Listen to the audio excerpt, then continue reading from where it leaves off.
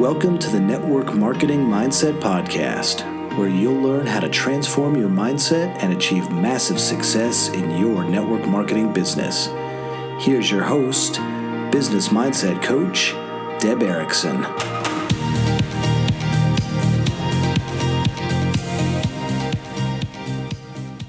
Hey, welcome everybody. I'm so excited that you're here. This is the Network Marketing Mindset Podcast for women in network marketing. And I want to give a shout out to one of our listeners who left us a review on Apple Podcasts. And so Terry Davis said this. She said, the first time I listened to Deb, I knew I had found a huge answer. Not only does Deb help with your business, but she is helping in every single area of my life. Hey, Terry, thank you so much for listening. And for the rest of you out there, if you have not yet gone to Apple Podcast and subscribed, rate, and reviewed previous podcasts, please do that. And we'll give you a chance to have a shout out in a future podcast. So welcome. All right. So now today, I have an amazing guest. Well, I always have amazing guests, but I got to tell you something really amazing about Jessica Higdon. So first you need to know that she's walked in your shoes. She's done what you are doing, which is the really exciting thing always is when you are talking to somebody who isn't just trying to teach and train in the community, but has been there, right? She's been there before. And what I always love is when somebody's been there and they tell the truth. They tell the true story, So the truth is, there was a point in time that things weren't working out in the network marketing industry for Jessica. And then she created a shift. And in that shift, she's going to tell her story about what all was a part of that, a difference in strategy, a difference in skill set, and a difference in mindset. And she's going to tell you how she went from struggling to well over six figures. She's going to talk about how she and her husband have really built an empire supporting people just like you. And so let's not hesitate any further. Let's bring Jessica on. Jessica, I am so excited. Let me share my screen. There you are. I'm so excited that you're here today. Would you talk a little bit about, let's just start with your story. Tell us, obviously it hasn't always been mega millionaire, right? So there was a time when you were struggling and you were getting started. So tell us a little bit about that story. Yeah, absolutely. And thank you, Deb, so much for having me on the Network Marketing Mindset Podcast. I've dug into a lot of your stuff recently, and I am just loving it because I think as women, we struggle so much with mindset. So it's just amazing that you do what you do, and I'm honored to be on here. So thank you so much.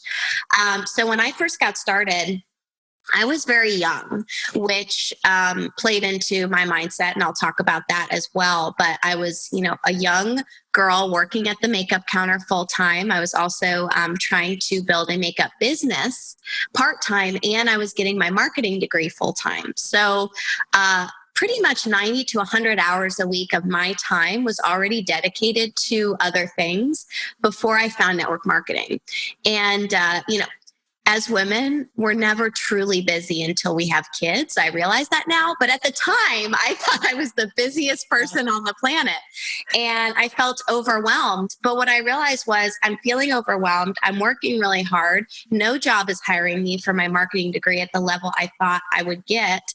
And so if I'm doing all of this work anyway, why aren't I going to leverage it and do something that's going to build my business, build me?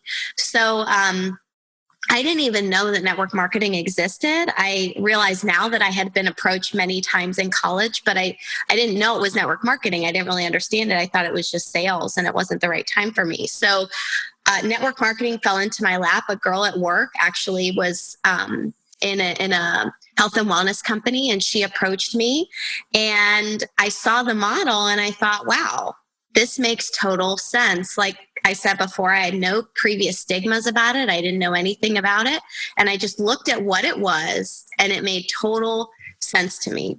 And so I ended up actually joining a different company because I had brought that company home to my parents, which I think a lot of young kids do.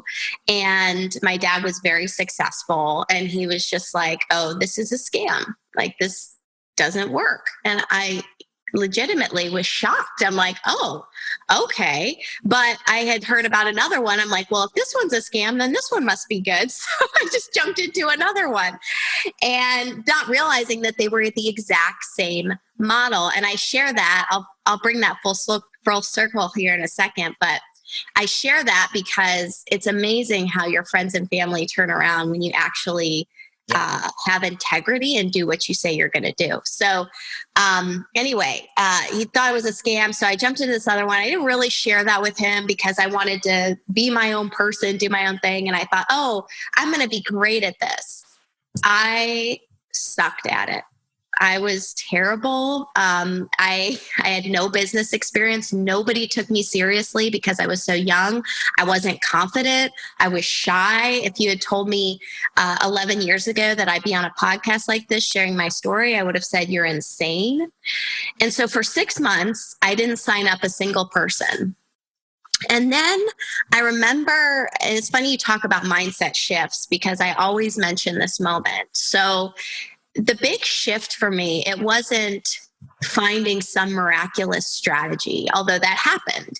It wasn't, some major player, major networker coming into my life, although that happened. It was the mindset shift that started first, and everything kind of spiraled from there. Mm. So I remember I was driving in my car on the way to the makeup job, on my way to work. And I worked at a department store, so they sold other things. And so I saw this dress in the window and I looked at the price tag and it was $300.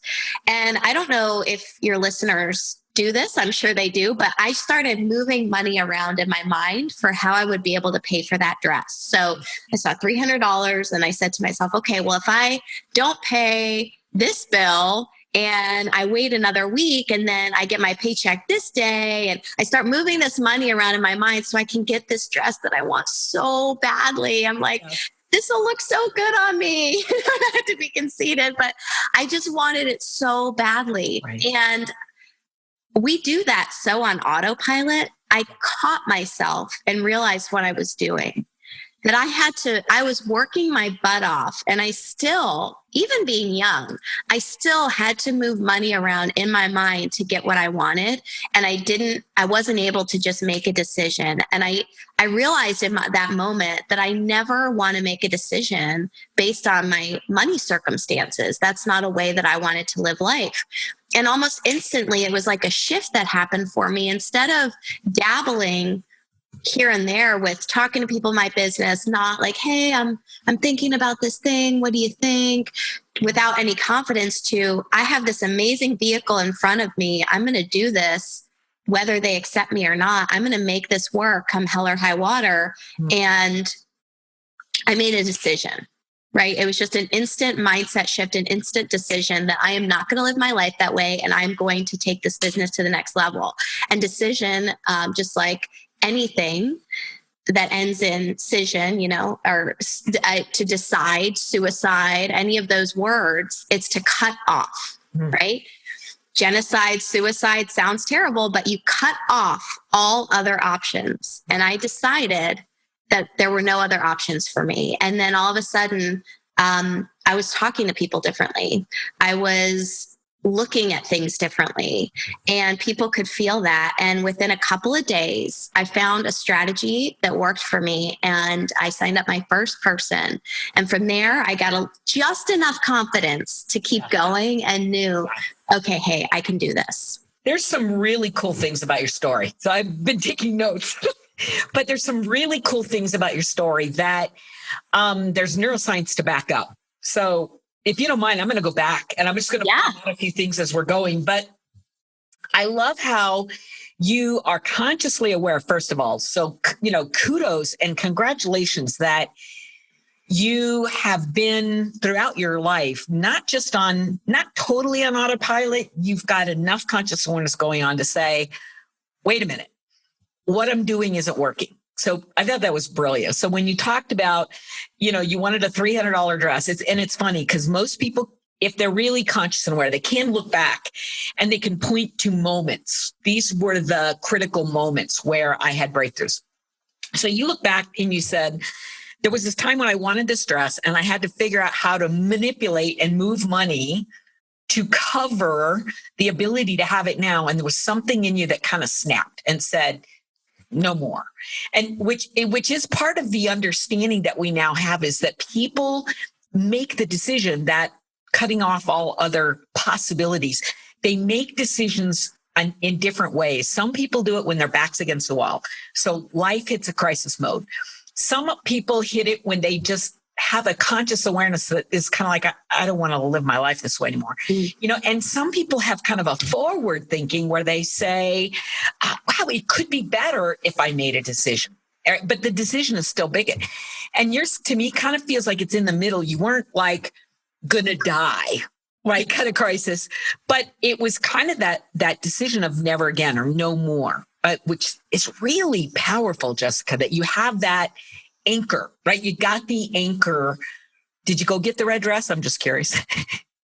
I did. And it went out of the store before I could get it, but I found it online and I ended up getting it that found way. it on the place. All right. The second thing I wanted to say that I thought was really powerful is that you said people could feel it, which is brilliant, because that's exactly the power of mindset, right? Is that there's a shift inside of you that is so profound that you begin to vibrate. Your energy pushing out into the world is different, and people can feel it and they respond differently to you. And then somebody said yes, and then your confidence elevated. And then, of course, what happened is, we keep telling the story, is your confidence elevated enough that people could feel it. And then you got another one. And then your confidence elevated enough. And so people can move from, you said you were shy and quiet, right, into obviously, like you are today, a very incredibly confident professional, powerful. You present yourself amazingly well. So there was a journey, right, of moments where you decided, and when you decided, it elevated, and now people can feel it. And then it becomes just this snowball effect, which obviously it was. I mean, it's profound. So tell me more. Tell me what happened after, your confidence kept elevating, you're deciding and making shifts. Then what happened?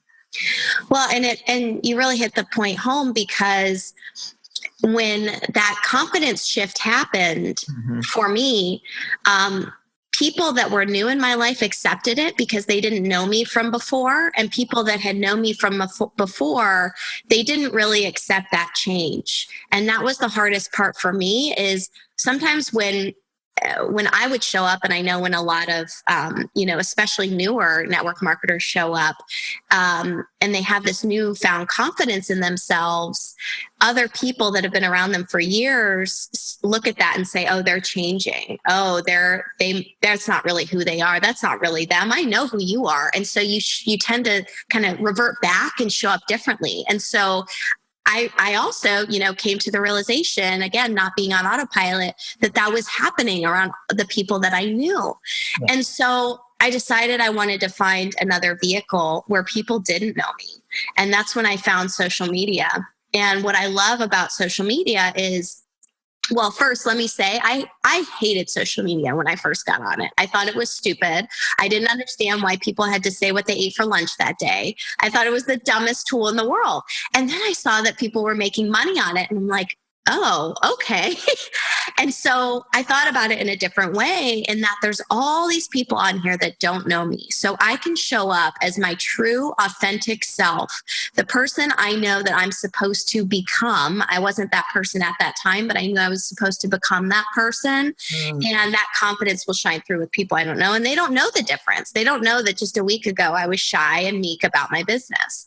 And so really, I mean, there's strategy behind that, but just showing up that way on social media with all those people to talk to, I ended up just recruiting so many people on there. I had my first $10,000 month from social media, and then went on to be the #1 female income earner of that company, make 6 figures. And then, now, as you mentioned, people were asking my husband and myself how we did that. And we started just doing trainings for the profession. And now we have a coaching and training business that has done very, very well.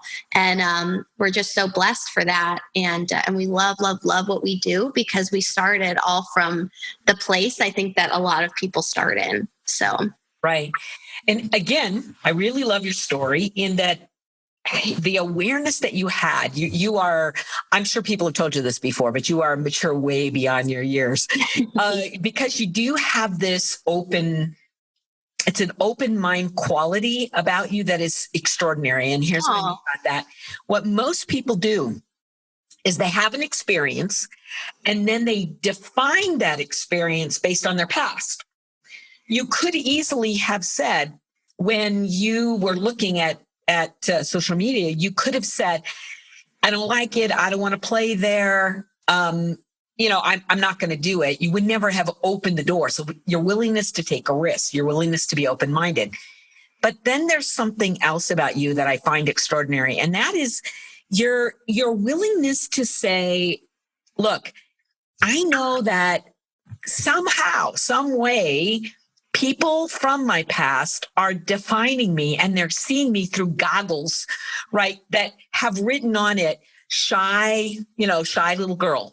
And in other words, they've defined me a certain way, and they're not really letting me step into my greatness.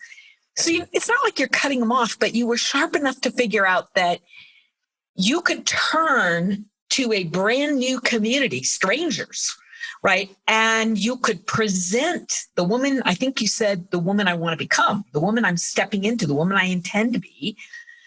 And you behaved that way. You projected that, and they saw that. And I mean, if people could just get this one concept that you just said, it would radically change their life. Radically change their life. I think that especially with social media, people think that they have to be inauthentic to get any results. Like they have to share a Lamborghini, or that they've made $1 million, or that, that they're somewhere that they're not. And it has nothing to do with that. In fact, that probably turns most people away and turns on the people that you might not necessarily want to work with. Yeah. So, especially for women, right? So, for me, it was just being authentic in showing up with confidence and being somebody that people wanted to work with and follow, versus this is all the things I've done that I haven't really done. That is completely inauthentic. So I think sometimes that scares people away from it too. So it's not that you are projecting things which women tend to be less driven by, right? But you are projecting an energy. You're projecting your like you keep calling it your confidence, and that is a piece of it. It's even bigger than that. It's the essence of who you are, and your best self and your internal greatness and all of that. And then people are saying, "Oh, I like her. Connected to her." Hopefully, right. Well, the people you want to work with are saying that.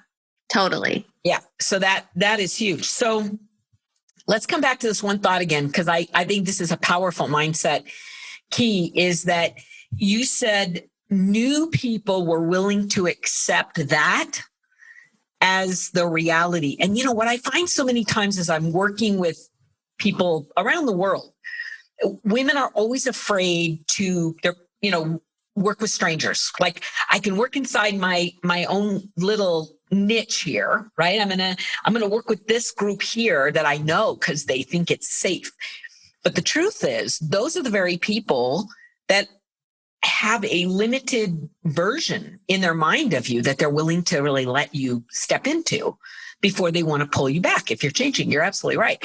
But strangers, right, have no frame of reference, and you can project the intention of who you are becoming and what you see yourself. I love that. How did you get the courage, or was it courage? How did you decide, I'm going to go work with strangers? Did you just run out of people and your back was against the wall, or was it something else? And I guess I never looked at it as strangers, although they were, right? I just looked at it as people that I could help, and people that maybe didn't know about, like, to me, and this is a blessing and I curse, I guess. I was so ignorant to network marketing and the whole stigma and everything, that to me, like, so many people had no idea that this existed, and I could tell them about it. And so even though a lot of them did know it existed, right? So it was that portion. And also I was more, it wasn't I think it's a big distinction. It wasn't hey, I'm going to love social media and go after this and do, a little bit of warm market. It was, I was running away from the bad feeling of talking to people that I knew about it, which now I know was a very good exercise, because I can now coach people through that. And you have to go through that to get your team through that, right? And some people have very different warm markets than I had.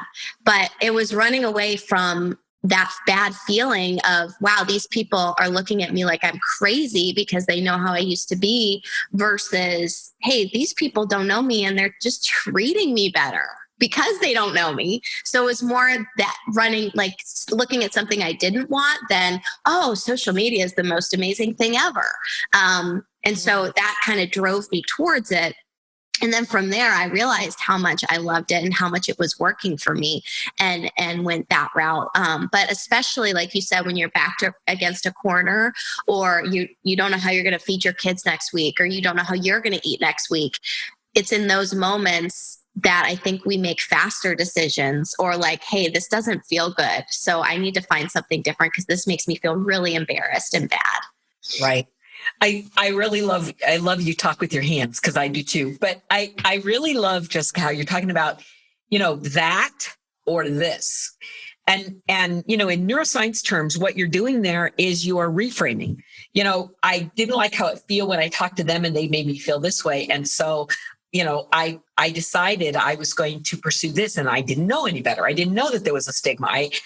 And you do a beautiful job of reframing in your mind. It's a skill set, obviously, that has served you incredibly well. But tell us a little bit about you moved into social media, and you started presenting a new image, the image of who you really wanted to be, more confident.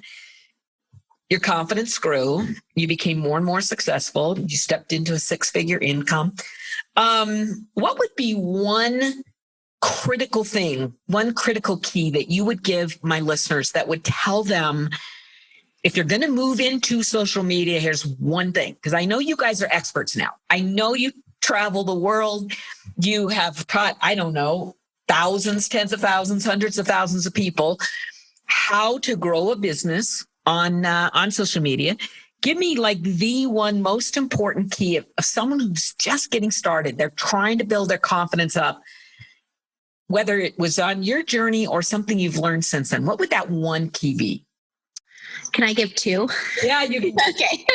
I love it. So number one would be, and I'm sure this is something your listeners have heard before, but ask yourself if you're really doing it, would be vulnerable. And that's not only vulnerable on your profile and vulnerable in your social media presence, but also in your messaging and conversations with people. I think people are so wanting to emulate their leader or somebody else that's not true to them, that they forget about who they are. They forget about that connection piece with another human being, and they just want to be the professional leader that is just recruiting like crazy, and they lose themselves, and they don't end up recruiting anyone because the prospects can feel how inauthentic they're being. So an example of being vulnerable on your profile, for example, I hated doing videos, hated them when I first got started. And so I resisted it for a long time. And one of the main reasons I resisted it was because I was so young. I thought people wouldn't take me seriously. And it was such a huge hang up for me. I wouldn't do them. So finally I'm like, you know what? I just have to do it. So I did my first video, And in that video, I shared that I was terrified to do videos, and here's why. And so I'm promising myself for the next 7 days that I'm going to do a video a day, no matter what. Yeah. And if you hate videos too, and you're worried that people aren't going to take you seriously or you're going to have nothing to say, please let me know. I want to know that. I want to know you're out there, and let's do this together. Like, let's take this 7-day challenge together. Right. And I such a huge response from that. I didn't know who was out there, what they were about. I got such a huge response from that. I realized that people just want to come on a journey with you, and they want you to be vulnerable. And then an example of that in conversations with people is like, hey, if somebody's not responding to you, or you feel like you really screwed up this prospect, like you said all the wrong things, you came at them aggressively, call it out. Just say, hey, listen, just so you know, I would love for us to continue this social media relationship, just being friends, like checking out your stuff. It's awesome. And if I said something to offend you, or I said something that you thought, oh, I don't know about this person, I'm so sorry. I apologize. I'm new to this. I'm just working on my business. And hey, totally okay if it's not for you. Yeah. So that's number one. And number two would be just really try to connect with people that are on your level, that you have something in common with and you relate to. So again, people, they want to emulate their leaders, which not that that's a bad thing. They're obviously successful for a reason, but maybe your leaders in real estate and they said, oh, I just went to a bunch of realtors and I said this, and that, and then I recruited 50 of them. And yeah, that's great for them. But maybe you know nothing about real estate. And maybe you can't speak that lingo, and those aren't your people. And so for me, like, it could be makeup artists. I speak that lingo. I love makeup. For you, maybe it's being a mom. Maybe it's being a grandma. Maybe it's, tennis, whatever that is for you. But finding something in common with your prospects, joining groups like that, being a part of a community so that people know, like, and trust you. And then when you actually reach out to them and you find that maybe they have an opening to your business, it's way easier to have that communication and close the sale. Mm-hmm. I love that. So let's come back to it. There's a fine line between being vulnerable and honest and just, whining and moaning and complaining. And, it's really tough that, some people, when they're trying to be authentic, they just kind of air all their dirty. You know what I mean? Yeah. Sometimes I will look at Facebook and I'll just be like, you got to be kidding that you just said and did that, right? Yeah. I was reading a post the other day, and this woman said, my mom just had this horrible stroke and she's, debilitated. And there were pictures of her mom, drooling and having, it was not a flattering picture. And I was thinking, yeah, who wants to put that picture up? And then she said, my mom's worst nightmare is being exposed in public. And I was just like, okay, did you hear what you just said? Did you see your post?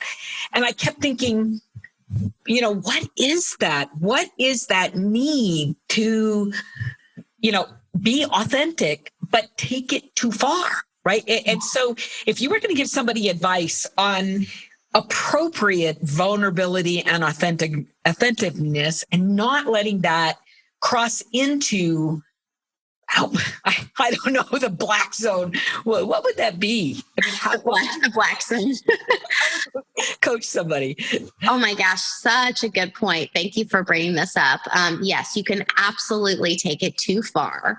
And there's 2 tests that you can kind of give it. One, do you bring it back up? So you can take it down to the point of, hey, I was depressed, I was this, I was that, but then you need to bring it back up to, but you know what? I have a grateful attitude. God is with me, whatever that means to you. This, this community and business I'm a part of is helping me greatly get through this. You need to bring it back up and give people hope with whatever they're going through, because how is it helping someone if you just share that you're going through a divorce, then you say, and I'm taking medication and I literally stayed in bed all day and I just don't see light at the end of the tunnel. Yeah. And person who's going through the divorce is saying, oh my God, they're going through that and they aren't getting out of it. Maybe I'll never get out of it. So you have to bring it back up and share the positive side of it. Okay. And the second test is if you would read your post, if you reread your post, how do you feel? How does it make you feel? If it makes you feel lousy, then don't post it. And it's okay to feel lousy for a minute, like I said, but at the end of it, this person that's reading it should feel inspired. They should feel like they have hope. They should feel like, oh, I want to see more of this person's post because they're making me feel good about what I'm going through and that there is hope at the end of the day. I like that. My grandmother's rule, her cardinal rule was leave everything better than you found it. Aww. So if you walked into a room, you had to think to yourself, how can I improve this room? How can I uplift people's spirits? How can I pick up the trash? So leave everything in life, every moment of every day, leave something better than you found it. And I think if people could understand, if you knew the neuroscience, here's what happens. The minute you share, you are taking people on a journey, and their brain, their mirror neurons are saying, what in my life is just like that?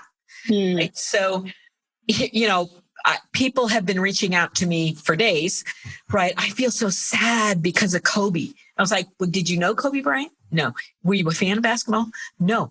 And it's like, oh, but his daughter and he and the loss. And I'm like, okay, so this is what happens with people is we see something, our brains mirror and match and go, my life. What if that were me? Yeah. And so if you ask yourself, I love the question you're asking yourself about, am I, in the end, would I love to read this post? Is it doing something for me? And you're right. There's a legitimate argument for allowing people to see the realness of who you are, which includes both ups and downs. Absolutely. I mean, that's what our success stories, our I stories are all about, right? When we get on stage and we say, well, I've been there and I've been there, and it should cause people to go, oh, if she can do it, I can do it. And so I love that. I love that advice. And Deb, if you don't mind me just mentioning something here, because I think it's important too, to talk about the people that really haven't been through a tragedy in their lives or aren't going through something super emotional. Like I had a lady the other day, I was speaking and I told my story and she's like, well, I feel like everybody has a rags to riches story, or they had a terrible childhood and now they're successful, almost like it's a prerequisite. And I had a great childhood. My life is great.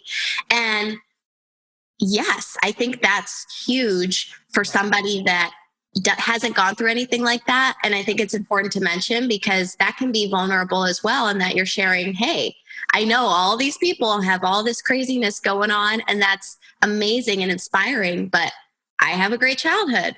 Everything in my life is great right now. Here's where I struggle. I'm scared to talk to people. I mean, it can be little things like that. It doesn't have to be, hey, I was abused or I had no money or whatever the case may be. Even the little things that you're struggling with day to day, people sometimes need to hear because they're going through the same things.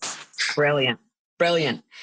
So tell me, if we're going to do it all over again. Let's say you lost it all for whatever reason, and you had to begin again, right? Yet you're going to enter network marketing day one. What would you do this time around different than you've done, you did previously? How would you shorten the learning curve? How would you jump in and begin the motion so much quicker?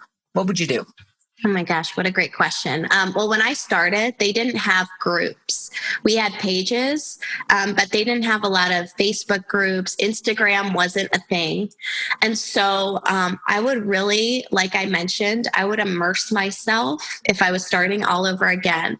I would immerse myself in so many groups that I resonated with, moms, makeup artists, gut health, whatever my product was related to. I would immerse myself and just get as many of those people into my community, both on Facebook and Instagram as possible. On Instagram, you can translate it to like hashtags. I would look at all those different hashtags and look at, okay, what are the ones that I want to follow and the ones that I want to be a part of, and really combine that with stories and that community piece to get people involved with me and my business. But at the end of the day, that's just a strategy, or I should say it's a technique.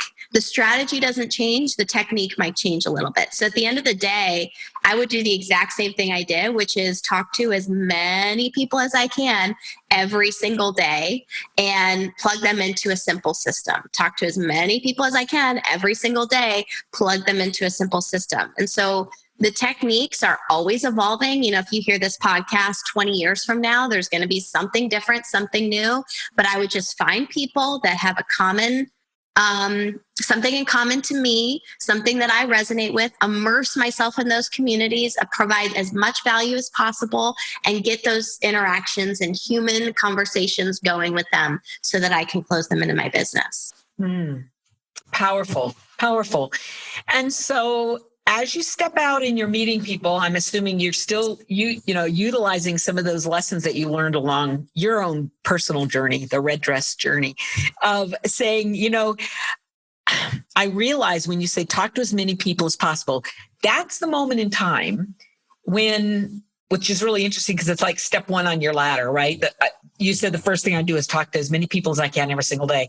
And that's probably the biggest thing that people aren't doing moment to moment to moment, day to day to day. They're not doing. They're sitting at home, cleaning their desk out, keeping busy, shuffling papers, taking classes, but they're not engaged with anybody else on the planet, whether that's belly to belly or whether that's online. And, to me, that's kind of where mindset usually comes in, because if people know what to do and they know how to do it, but they're not doing it, then there's a block. Right? There's something mental and emotional that's getting in the way. And so I'm just curious if you have had experiences in your life where you knew that's what you needed to do and you felt the urge to hold back. And then the big thing is, okay, what did you do to move past that? What did you do to step into kind of that strategy that you knew was critical, but you were feeling resistance around? Did I ever have that happen? Probably a million times. And I still have that happen.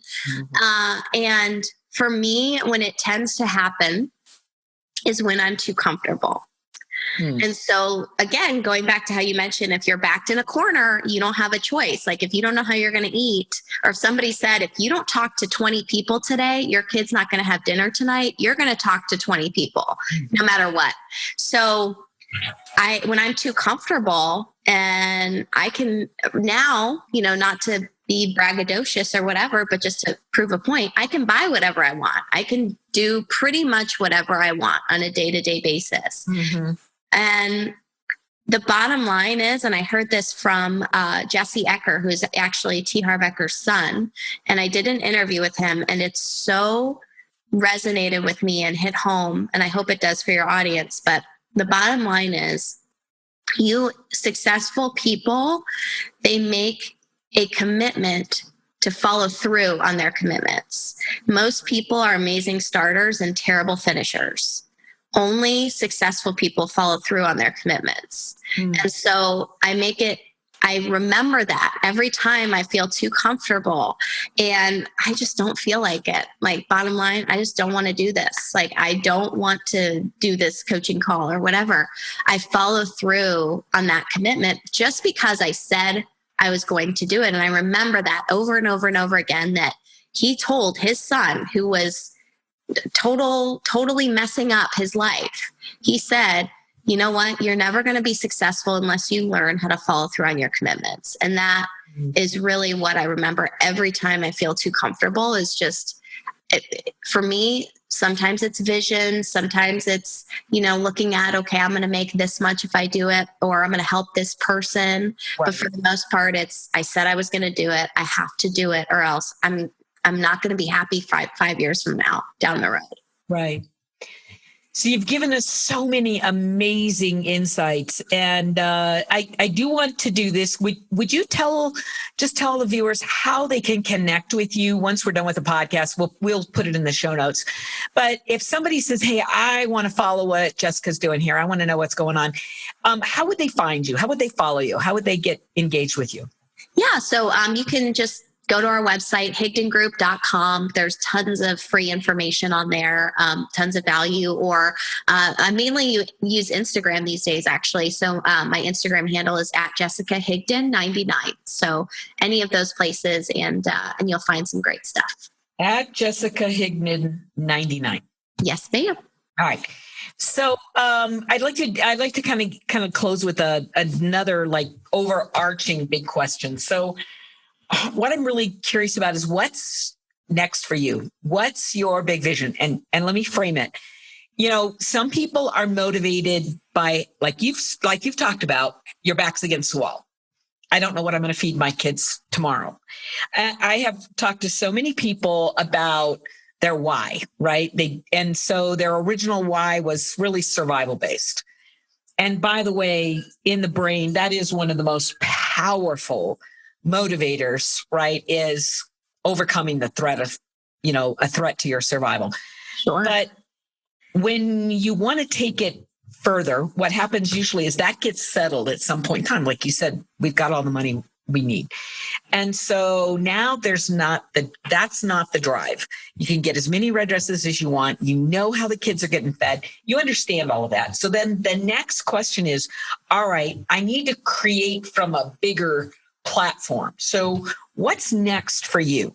What's the next big vision, the pulling energy that makes you want to get up in the morning and stay up late and move to the next thing? What is that? Well, we're working on so many different projects, but so I won't give specifics, although those are part of our big vision, expanding the Higdon Group, going into a bunch of different things that we have interest in.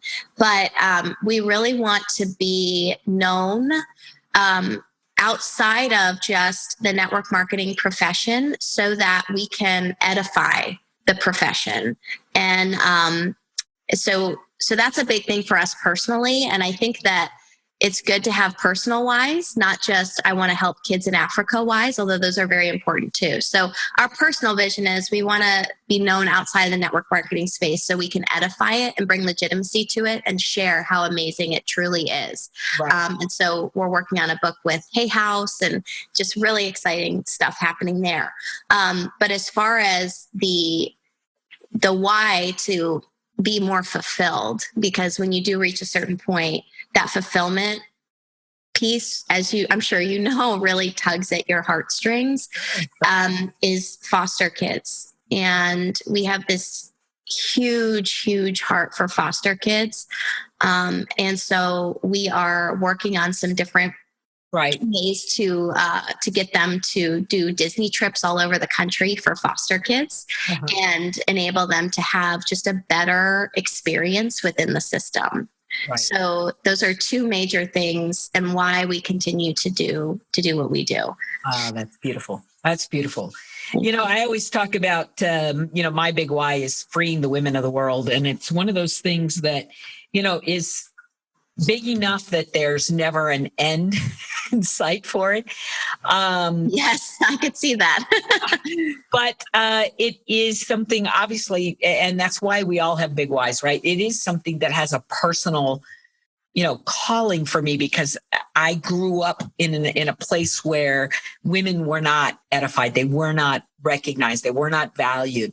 And so, of course, it makes sense that then your life mission is about helping to turn that around in many ways. So thank you so much for being here, for sharing your story, your passion, your love, your wisdom, incredible wisdom. I really appreciate that, Jessica. Thank you so much for being here. Of course. I'm honored, like I said, to be on here. Thank you so much for doing this and for sharing your value and having me on. Thank you. Thank you. So hold on for just a second. Don't go anywhere. And let me just tell everybody this. Thank you for being here with us. You'll be able to access Jessica's interview both on our website. We'll put it up on Facebook. We'll share it with Jessica and her group as well. And let me just say this. If you enjoyed this interview, please go to the Apple Podcast and rate and review and give us an opportunity to share more with you. So tell us who else you'd like to hear from. Tell us about the amazing stories that you've heard out there that you say, man, I just really like to get a little bit more connection with that individual. We'd love to interview them. Guys, thank you for being here. Remember, mindset really is everything. But knowing what mindset you should have is only the beginning. Understanding how to get there, now that's where the magic happens. Thanks for being here. I'm Deb Erickson. I'm so glad to have you, and we'll see you all soon.